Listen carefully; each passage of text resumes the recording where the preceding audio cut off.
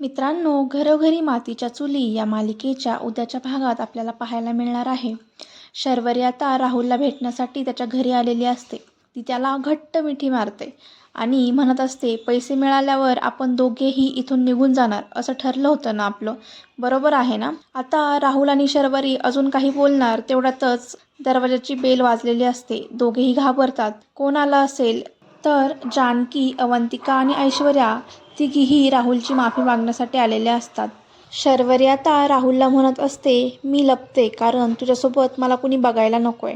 तिघीही जणी घरात येतात आणि आल्या आल्या आता ऐश्वर्याला बरोबर शर्वरीची ओढणी दिसते. शर्वरीची ओढणी बघून आता मात्र ऐश्वर्याला नको नको त्या शंका येऊ लागल्या असतात. राहुलची माफी मागायला आलेल्या असतात, पण शर्वरीची ओढणी बघून मात्र त्यांची शंका आता खूप स्ट्रॉंग झालेली असते. आता हे सगळं पाहून ऐश्वर्या काय करणार हे पाहण्यासाठी या चॅनलला नक्की सबस्क्राईब करा.